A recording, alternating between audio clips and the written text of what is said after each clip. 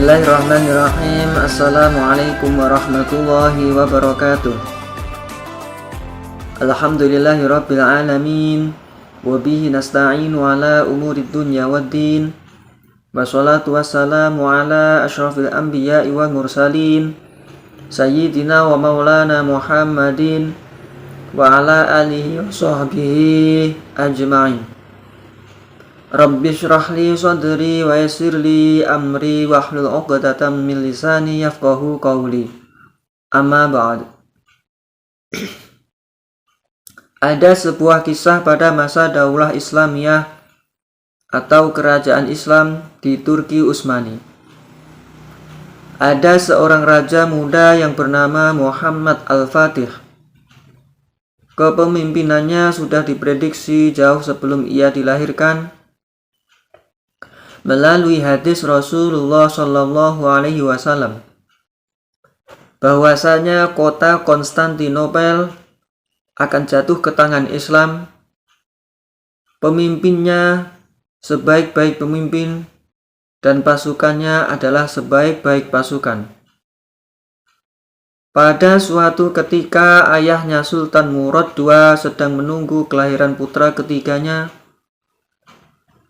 Di tengah-tengah menunggu putra ketiganya, ia membaca kitab suci Al-Quran dan terhenti pada surat Al-Fatih yang berarti kemenangan. Pada saat itu terdengar suara tangisan bayi pertanda putranya telah lahir.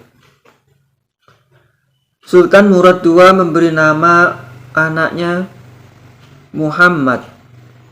Ia tumbuh di lingkungan kerajaan dan menjadi anak yang manja karena berlindung di bawah kebesaran ayahnya.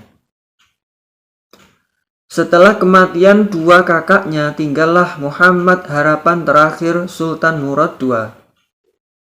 Ia mendatangkan guru terhebat di masanya, yaitu Syekh Syamsuddin.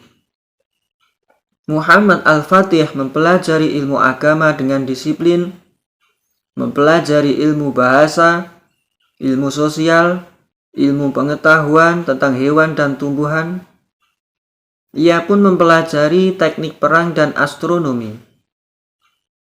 Ketika Muhammad beranjak dewasa sekitar umur 19 tahun, ayahnya Sultan Murad II meninggal dunia. Kematian ayahnya membuat Muhammad Al-Fatih dinobatkan sebagai sultan menggantikan ayahnya. Kabar wafatnya Sultan Murad II dan pelantikan Sultan Muhammad Al-Fatih sampai ke telinga Raja Heraklius, penguasa Konstantinopel pada saat itu. Raja Konstantinopel mengirimkan ucapan selamat dan duka cita serta menawarkan perjanjian damai antara kerajaan Turki Utsmani dan kota Konstantinopel. Sultan Muhammad Al-Fatih menerima perjanjian damai tersebut. Tetapi Raja Heraklius mengkhianati perjanjiannya dengan mengirim orang untuk merebut kekuasaan tahta Sultan Muhammad Al-Fatih.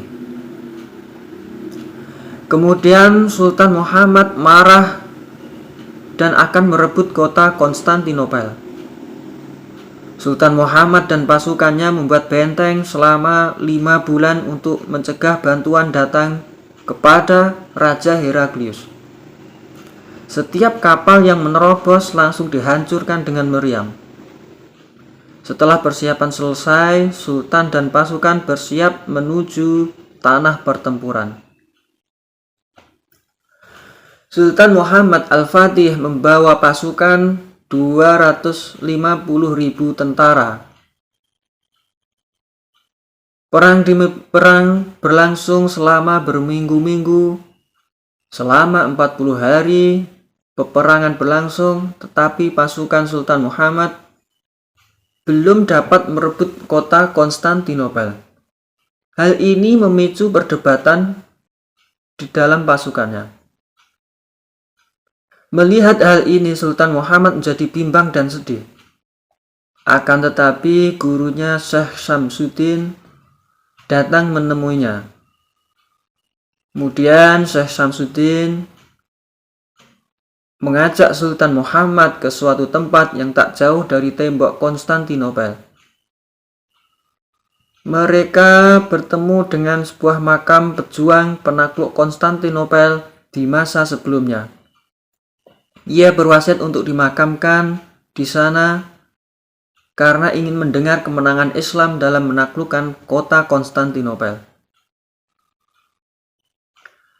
Raja Konstantinopel, Heraklius, menganggap Sultan tak mampu lagi menyerang setelah kekalahan yang bertubi-tubi. Mereka merasa sangat senang dan tak berpikir bahwa mereka akan dikalahkan keesokan harinya. Di malam harinya, Sultan Muhammad memerintahkan untuk memindahkan 72 kapal menggunakan batang pohon yang diolesi oleh minyak ke atas bukit dalam waktu semalam. Hal ini membuat kegaduhan besar pada pagi harinya di Konstantinopel. Mereka tidak menduga bahwa akan terdapat serangan besar dari tempat yang terdapat minim pertahanan. Hari itu sejak 11 abad lamanya, kota Konstantinopel berdiri. Untuk pertama kalinya dalam sejarah, suara adzan dikumandangkan. Akhirnya kota Konstantinopel berhasil ditaklukkan oleh Sultan Muhammad Al-Fatih. Kemenangannya tersebut membuat Sultan Muhammad diberi gelar Al-Fatih, sehingga namanya saat ini dikenal sebagai Muhammad Al-Fatih.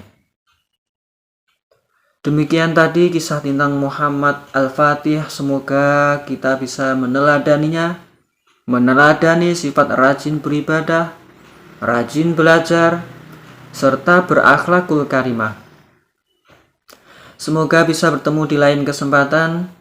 Wa akhiran wallahu muwafiq ila aqwamit thoriq. Wassalamualaikum warahmatullahi wabarakatuh.